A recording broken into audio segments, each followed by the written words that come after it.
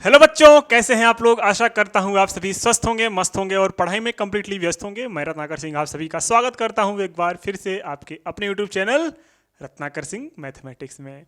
पिछले वीडियोस में हमने इलेक्ट्रिक डाइपोल को अच्छी तरीके से डिस्कस कर लिए थे। इलेक्ट्रिक डाइपोल मोमेंट के फार्मूला को देख लिया था, क्या P = 2QL जो होता है इसको अच्छी तरीके से देख लिया था, और पॉइंट चार्ज के थ्रू जो इलेक्ट्रिक फील्ड इंटेंसिटी होती है उसको भी कवर कर लिए थे। जो बच्चे वो वाली वीडियो नहीं देख के हैं, सबसे पहले जाए वो वाली वीडियो देख के हैं ताकि इस वाले वीडियोस में उनको कोई प्रॉब्लम ना हो। तो आज के इस वीडियो में हम करने वाले हैं क्या, electric field intensity due to an electric dipole. जो इलेक्ट्रिक डायपोल हमने पढ़ा था उसमें भी होते हैं चार्जेस। अब अगर उसमें चार्जेस होते हैं तो अपना इलेक्ट्रिक फील्ड बनाएगा, और जब वो इलेक्ट्रिक फील्ड बनाएगा उसकी इंटेंसिटी कितना होगी उसको हम कैलकुलेट करेंगे इस वीडियोज में। तो जो इलेक्ट्रिक डायपोल के थ्रू इंटेंसिटी कैलकुलेट किया जाता है वो तीन टाइप से किया जाता है। इन तीनों में से आपके एग्जाम में हर बारी एक ना एक पूछा जाता है। तो ये मैं अगर बोलूं तो ये तीनों इंपॉर्टेंट है। अगर आप ये तीनों पढ़ लेते हैं तो इसमें से आपका लॉन्ग आंसर में एक क्वेश्चन तैयार हो जाता है ना। तो आज हम डिस्कस करेंगे सिर्फ एक पोजीशन जिसका नाम है एक्सियल और इंड ऑन पोजीशन। फिर सेकंड आता है जैसे कि मैंने बताया था इक्वेटोरियल और इन ब्रॉड पोजीशन। फिर थर्ड आता है एट एनी पोजीशन। ये आज डिस्कस करूंगा, फिर नेक्स्ट वीडियो में ये डिस्कस करूंगा, उसके बाद वाले वीडियो में ये डिस्कस करूंगा। मतलब इस टॉपिक से रिलेटेड आपकी 3 वीडियोज जाएंगी, क्योंकि छोटी छोटी वीडियोज रहेंगी, एक एक डेरिवेशन रहेगा, बस आपको टेंशन लेने की जरूरत नहीं है। अलग इसलिए कर रहा हूं क्योंकि आप बोर ना हो, है ना। चलो आज हम डिस्कस करेंगे एक्सियल और end on position.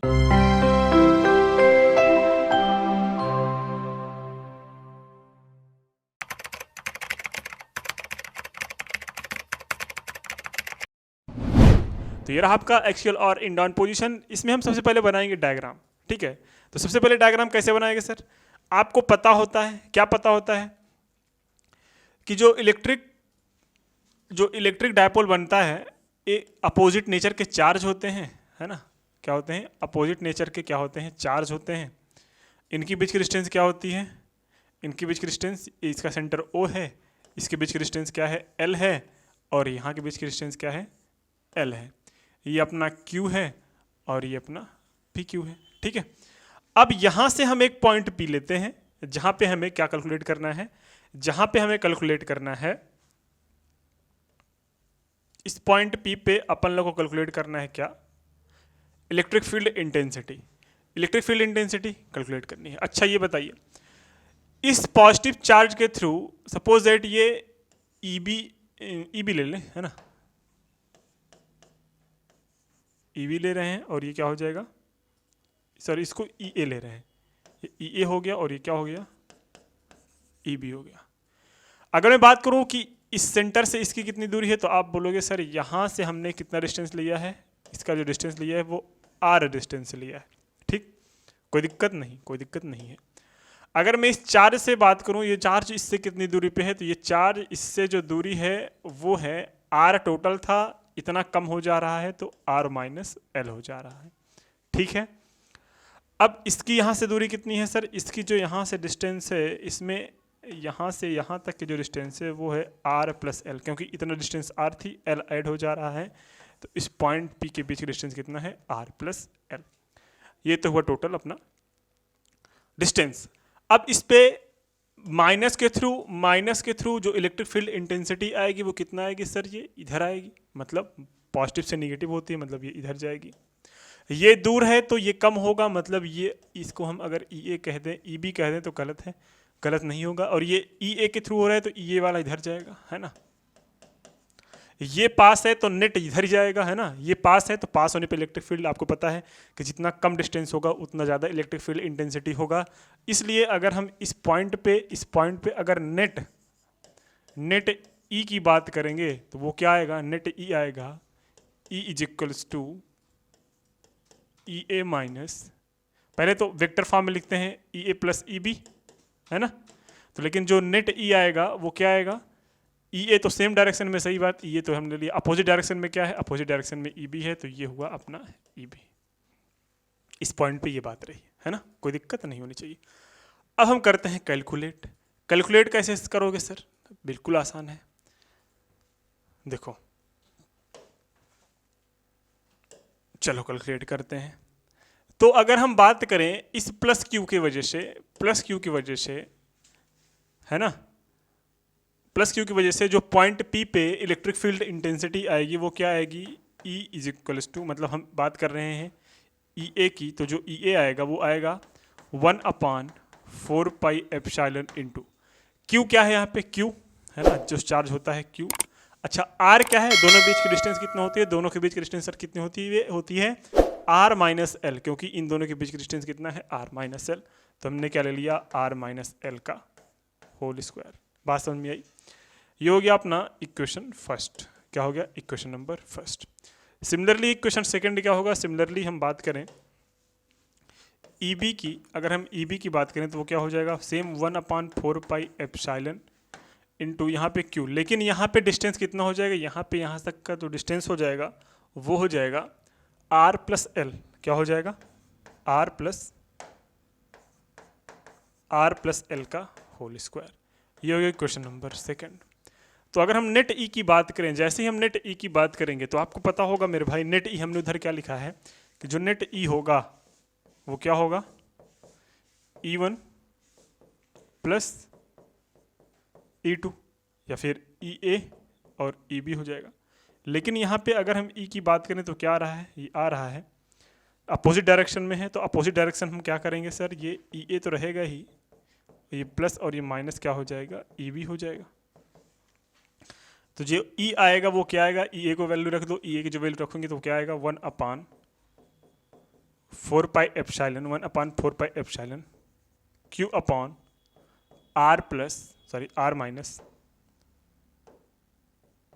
R minus L का होल स्क्वायर, और बीच में ये होगा प्लस माइनस माइनस, तो ये माइनस हो जाएगा। यहाँ पे क्या हो जाएगा 1/4 पाई, है ना, 1/4 पाई एप्सिलॉन, यहाँ पे हो जाएगा Q अपॉन, यहाँ पे हो जाएगा R प्लस एल का whole square, R plus L का होल स्क्वायर। बात समझ में आ रही कि नहीं आ रही, एकदम आसान है, चीज़ें एकदम आसान हैं, ठीक है, घबराना नहीं है आपको। अब इसमें से हमें कुछ कॉमन मिल रहा है कि नहीं मिल रहा है, आप बोलोगे हाँ सर कॉमन तो मिल रहा है, क्या कॉमन मिल रहा है, ध्यान से देख लो क्या कॉमन मिल रहा है। यहाँ पे कॉमन मिल रहा है सर, इतना चीज़ें मिल रही हैं कॉमन, दोनों में मिल रही है कि नहीं मिल रही है, ले लो कॉमन। तो E जो इक्वल्स टू हो जाएगा 1/4 पाई एप्सिलॉन, और ये हो जाएगा Q अपॉन, बस इतना ही है ना। तो हम यहाँ पे अगर Q लिख दें 1/4 पाई एप्सिलॉन, और बीच में क्या आ जाएगा यहाँ पे 1/R माइनस एल का होल स्क्वायर, और यहाँ पे हो जाएगा -1/R प्लस एल का होल स्क्वायर।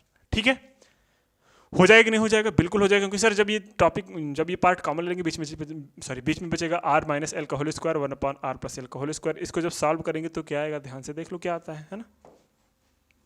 तो यहाँ पे जो E की वैल्यू आएगी वो आएगी Q/4 पाई एप्सिलॉन, इसको जब सॉल्व करेंगे ये हो जाएगा R square plus L square, है ना, ये इधर जाएगा, ये इधर जाएगा, इसका एलसीएम हो जाएगा, और यहाँ क्या हो जाएगा +2 R इंटू एल, और इधर क्या हो जाएगा माइनस में R square minus L square, और ये माइनस वाला प्लस बना देगा तो प्लस में 2RL, है ना।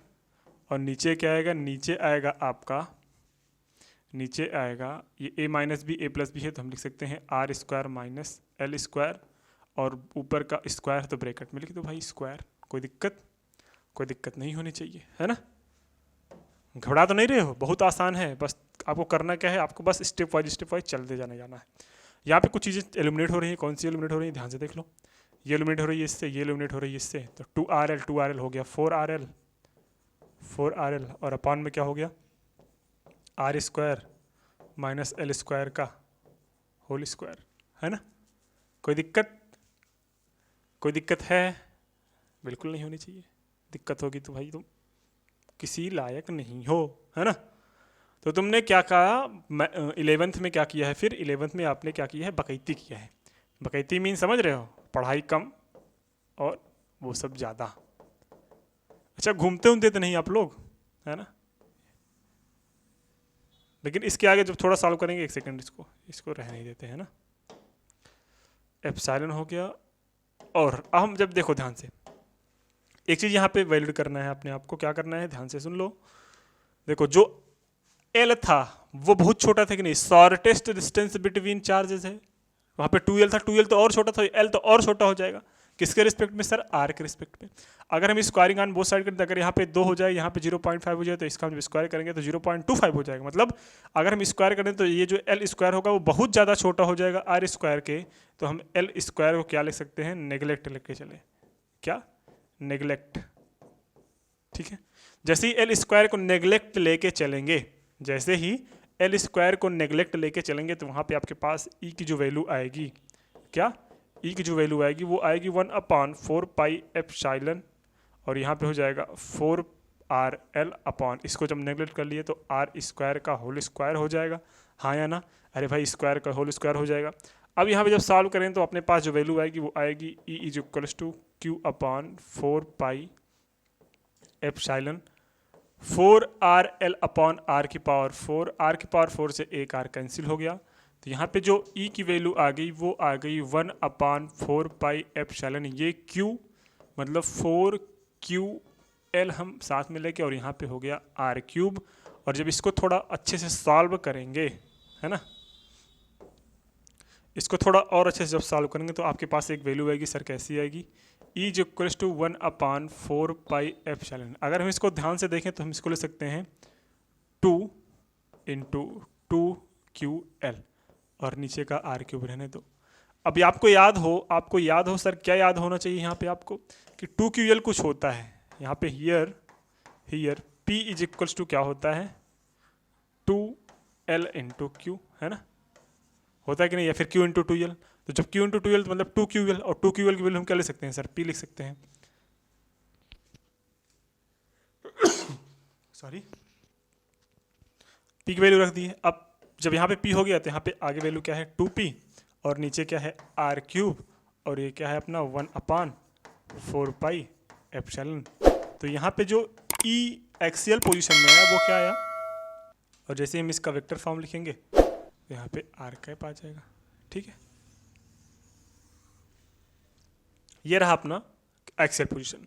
इसको आपको याद रखना है भैया, जो इन एक्सियल पोजीशन यहाँ पे लिख लो, ई एक्सियल, जो electric field intensity in axial position में होती है किसी भी इलेक्ट्रिक डायपोल का, वो कितना होता है? 1/4 pi epsilon 2p upon R cube. कितना होता है? 2p upon R cube. एक बार फिर से मैं रिकॉल करवा देता हूँ, ठीक है।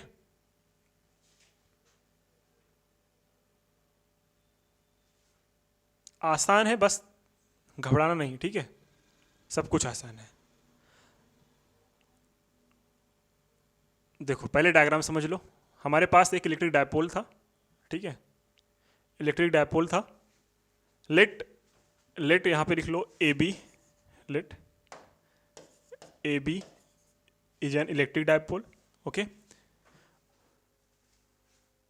we will calculate the electric field intensity at a point P from the distance of electric dipole at R, ठीक है। या फिर जैसे लिखना चाहो वैसे लिख सकते हो, बस मैंने क्या समझा रहा हूँ कि आपके पास एक इलेक्ट्रिक डायपोल है, इलेक्ट्रिक डायपोल से R डिस्टेंस पे कोई पॉइंट P है जिस पे हमें क्या कैलकुलेट करना है? इलेक्ट्रिक फील्ड इंटेंसिटी की वैल्यू। जब प्लस क्यू से देखते हैं तो इलेक्ट्रिक फील्ड इंटेंसिटी प्लस से निकलता है, तो इलेक्ट्रिक फील्ड लाइन प्लस से निकलती है तो उधर जाएगा, और माइनस की ओर आती है तो यहाँ से यहाँ ये माइनस वाला लाइन इधर आएगा, जो कि यहाँ से ये डिस्टेंस है तो यहाँ पे ई एक वैल्यू ज़्यादा है ई बी के थ्रू, है ना। फिर से पॉइंट गड़बड़ ले लिया मैंने, ये है और ये बी है। अब यहाँ से जब आर डिस्टेंस पे लिया इसके सेंटर से, तो इधर जब इसका लेंगे तो एल बढ़ जाएगा, तो ये आर प्लस एल हो जाएगा, यहाँ से माइनस हो जाएगा क्योंकि ये इतना डिस्टेंस घट रहा है तो आर माइनस एल हो जाएगा, ठीक है। पहला आपको पता है कि electric field intensity from the point charge कितना होता है? ई जो कल 1/4 Q by R square, R जो है यहाँ पे आर माइनस एल स्क्वायर, तो यहाँ पे हमें ऐसे कर लिए R minus L, similarly R plus L square हो जाएगा। तो नेट जो होगा, नेट क्योंकि यहाँ पे साइन दोनों वेक्टर्स अपोजिट डायरेक्शन में है तो अपोजिट डायरेक्शन में दोनों क्या हो जाएगा? डिफरेंस हो जाएगा। डिफरेंस मतलब वैल्यू रखेंगे तो ई नेट आएगा 1/4 pi epsilon Q upon R minus L square minus 1/4 pi epsilon Q by R plus L square. अब कॉमन मिल रहा है 1/4 pi epsilon Q by Q, ठीक है, कॉमन ले लिया हमने। यहाँ पे क्या बचा? 1/4 R minus L square minus 1/r+l²। तो नेट जो वैल्यू भाई यहाँ पे क्या आई, जब इसको मल्टीप्लाई इसमें किया, इसका मल्टीप्लाई इसमें किया, इसका मतलब एक टाइप से हमने एलसीएम लिया, एलसीएम लेके इस फार्मूले को ओपन कर दिया। तो r+l का स्क्वायर जब ओपन करेंगे तो r² + s² + 2rl माइनस यहाँ पे r² - l² करेंगे तो r² - l² ये हो जाएगा r + l² minus 2rl, minus का मल्टीप्लाई हो जाएगा तो प्लस हो जाएगा, माइनस माइनस और ये माइनस हो जाएगा प्लस में। ठीक है, माइनस तो किस में हो जाएगा, प्लस में। ओके, और अपान में क्या रहेगा, r² - l²। यहाँ पे क्या चीज़ थी, यहाँ पे आपकी जो वैल्यू थी वो एलिमिनेट हो जाएगी क्योंकि r² l² अपोजिट साइन में है। तो यहाँ पे क्या है, 1/4πε 4rl 2rl 4rl हो गया, r² - l² का होल स्क्वायर बचा है। अब यहाँ पे क्या देखना, जो L था वो बहुत छोटे डिस्टेंस था, तो R के रिस्पेक्ट में L बहुत छोटा है, और तो अगर ये छोटा है तो r² बहुत ज़्यादा छोटा L² बहुत ज़्यादा छोटा हो जाएगा r² से। तो L² को हम नेगलेक्ट लेके चलेंगे, जैसे ही L² को नेगलेक्ट कर लेंगे तो इसकी वैल्यू नेगलेक्ट करेंगे, जैसे ही नेगलेक्ट करेंगे तो यहाँ पे हो जाएगा r² मतलब r⁴ और 4rl रह जाएगा। और जैसे ही 4rl रह जाएगा हमने इसको कन्वर्ट कर दिया किसमें, इलेक्ट्रिक डायपोल मोमेंट में, क्योंकि इलेक्ट्रिक डायपोल मोमेंट P = क्या होता है, P = 2ql है ना। तो यहाँ पे 4r से r कैंसिल हो गया, यहाँ पे 4ql/r³ और 4ql को हम लिख सकते हैं 2 × 2ql, और 2ql होता है अपना p के इक्वल। किसके इक्वल होता है, p के इक्वल। तो हमने यही वैल्यू किसके इक्वल रख दिया, p के इक्वल, और यहाँ पे 2 है तो 2 रख दिया, 1/4πε हो गया, r³ नीचे था। तो e जो एक्सेल का आया वो कितना आया, e Excel = 1/4πε 2p/r³। I hope यहाँ तक चीज़ें क्लियर हो गई होंगी। अगर ना चीज़ें क्लियर हुई हो तो एक बार वीडियो को फिर से रिकॉल कर लीजिएगा, तो 101% आपको ये चीज़ें क्लियर हो जाएंगी। ये आपके एग्ज़ाम में पूछा जाता है और 100% पूछा जाता है, बस अल्टरनेट पे, कभी एक्सियल दे देगा, कभी इक्वेटोरियल दे देगा, है ना, और कभी किसी के एनी पॉइंट दे देगा। तो चीज़ें आसान है, चाहो तो आप कर सकते हो, है ना, चाहो तो आप कर सकते हो, बहुत ज़्यादा आसान है चीज़ें। तो ठीक है, अब हम नेक्स्ट वीडियो में करेंगे सेकंड वाला क्या है, इक्वेटोरियल पोजीशन। क्या है, इक्वेटोरियल पोजीशन। एक्सियल पोजीशन अपना हो गया आपकी बारी, अभी ये दोनों नहीं हुआ है ना।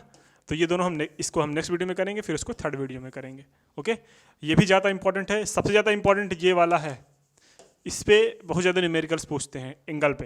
तो न्यूमेरिकल्स में भी बहुत सारे हेल्प करेंगे ये तीनों के तीनों क्वेश्चंस, तीनों कॉन्सेप्ट जो है वो न्यूमेरिकल में बहुत ज़्यादा हेल्प करेंगे।